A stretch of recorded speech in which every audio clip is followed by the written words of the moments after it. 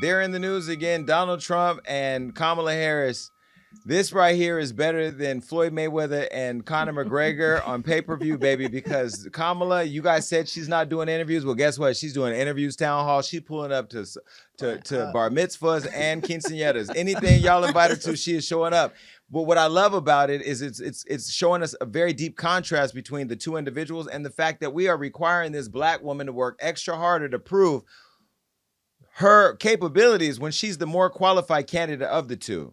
And the rules are being applied differently. And I'm going to get into all that in a second. You know, he used to say how Biden was the oldest person in the campaign. Well, now he's the oldest. He won't release his medical records. She's challenged. It's like the scripts have reversed, but the rules and the consequences have not reversed. But anyway, we'll get to that in a second. Now, in less than 2 weeks, we will finally know the next president of the United States of America. And hopefully it won't be the candidate who Kamala Harris and Barack Obama have called loony and unstable after claiming that January 6th was a day of love.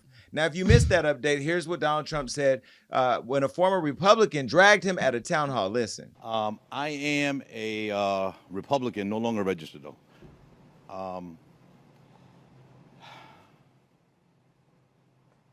I want to give you the opportunity to try to win back my vote. Okay. Your, I'd say, action and maybe inaction during your presidency and the last few years sort of, was a little disturbing to me. You know, what happened during January 6th and the fact that, you waited so long to take action while your supporters were attacking the Capitol.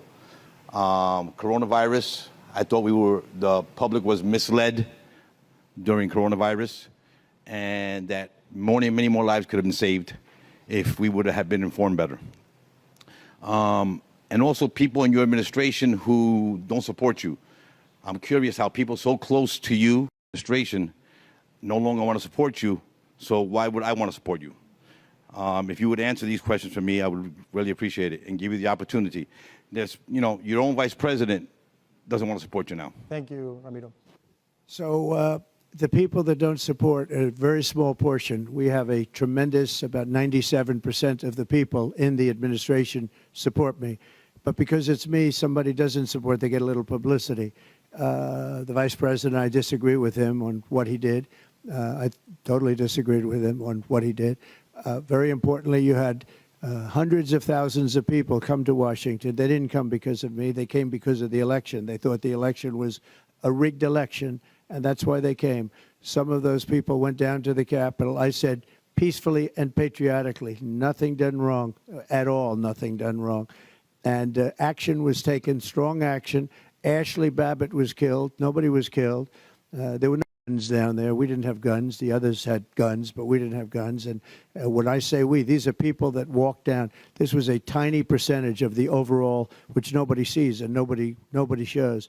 But that was a day of love from the standpoint of the millions. It's like hundreds of thousands. It could have been the largest group I've ever spoken before. They asked me to speak. I went and I spoke, and I used the term peacefully and patriotically. If you look at the Democrats, what they say. Trump, we all were watching what happened, and I know you keep downplaying the fact that your vice president was in there doing his duty for democracy to make sure that it was a free and fair election and that the transfer of power was handled properly, and there were your followers that were going in with nooses to hang him, saying, let's hang Pence.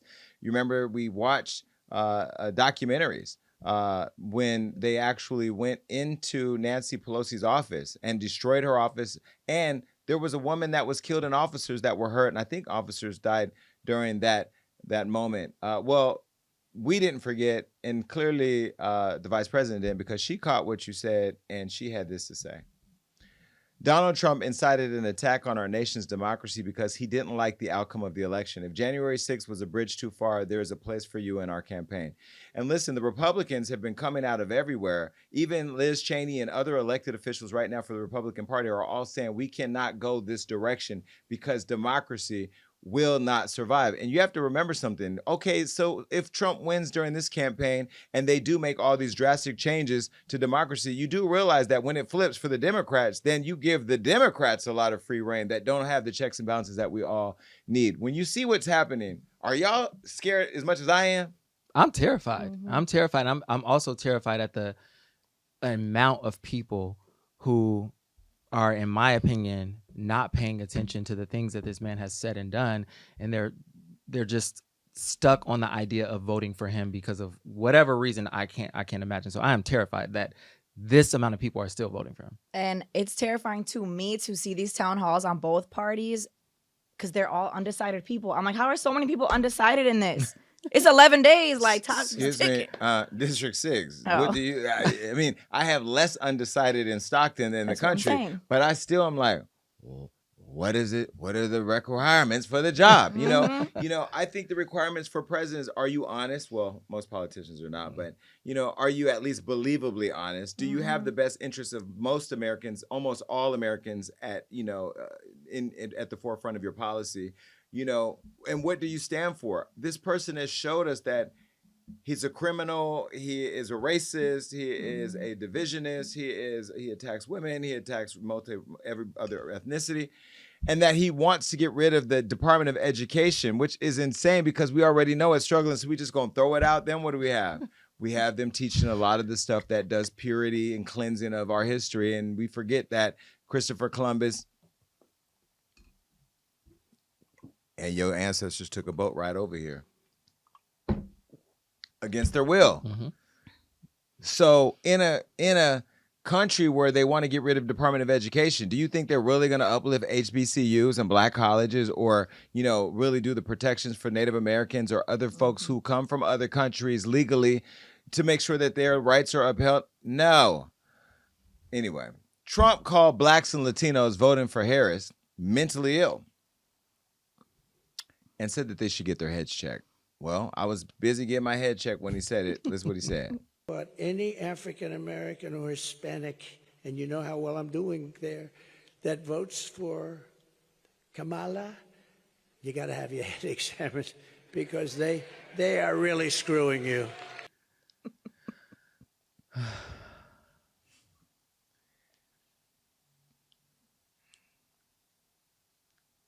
Your fat ass is annoying. I ain't gonna lie.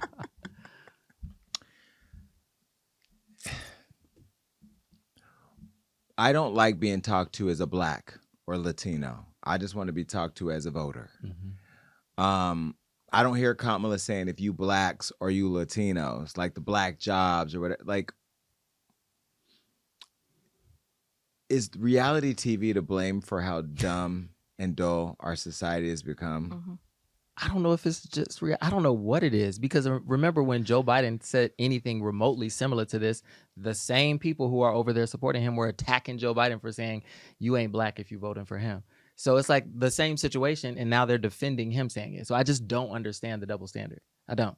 Yeah, you know what's crazy is that in my candidacy for District 6 in Stockton, I'm running across a lot of Republicans and Democrats. Of course, my race is nonpartisan, who just like me because they love the policy. They love what I'm promoting.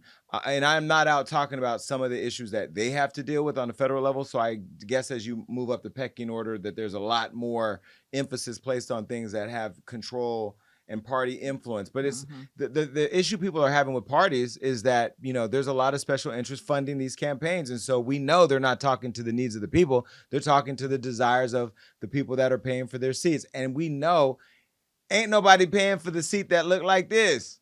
Okay, now if these heinous comments aren't enough to deter you from supporting Trump, all the stuff he said about you being black and Latino and needing to get your hair checked, well, maybe his plans on defunding and shutting down the Department of Education, like I just told you, will do the trick. Some of y'all probably didn't graduate, but listen what he said. Anything to do with school choice, also. But also, separate from school choice, we're going to take the Department of Education, close it. I'm going to close it. We'll have one person, could be you if you decide to retire. Okay, Mr. President, here's what bothers me. Central casting. Here's what bothers me about that. So let's say you have a liberal city, let's Los Angeles, San Diego, and they just decide we're going to get rid of that history. We got new history. This is America built off the backs of slaves on stolen land. And that curriculum comes in. Then we don't send them money. we would save half of our budget. Okay. And if shutting down the Department of Education and erasing our history doesn't deter you from voting for Trump, well, maybe his insults and other forceful tactics will. Listen. Early voting is underway, so get everyone you know and go out and vote. Go tomorrow. It's just starting. Go and vote. Make sure you vote and bring all our friends that want to vote for us. Tell them, Jill, get your fat husband off the couch. Get that fat pig off the couch. Tell him to go and vote for Trump. He's going to save our country. Get that guy the hell off her. Get him up, Jill. Slap him around. Get him up. Get him up, Jill. We want him off the couch to get out and vote. Bring your friend. Well, I don't know where my friend Jill is, but I wonder, did I sound as bad when I called him fat? No. Oh, okay. I guess we're back to double standards. No, because you're not the former president of the United States. I It's am a the bit next of a city difference. councilman now. That's true. Well, bit of a your difference. fat ass shouldn't have said that. Now, last week we talked about Trump showing signs of dementia and cognitive decline, like when he was at a rally in Detroit and told Detroit voters that if Kamala Harris is elected president, she'll turn our whole country into Detroit. Well, Lizzo's even pulled up, and she has a lot to say about Trump. Listen. I'm so happy to be back in Detroit. You know, all the best things were made in Detroit. Coney dogs, Fago, and Lizzo. I'm so proud to be from this city. You know, they say if Kamala wins, then the whole country will be like Detroit. Okay? Well, I say proud like Detroit. I say resilient like Detroit. This is the same Detroit that innovated the auto industry and the music industry. So put some respect on Detroit's name. Well, I mean, I know a lot of people are finally coming out. They said Beyonce is going to be in Texas today with the vice president. I just know that hopefully the celebrities are bringing you to the forefront of what's happening, but that you're actually looking at the issues, because I can't. It's just a lot. All right, enough.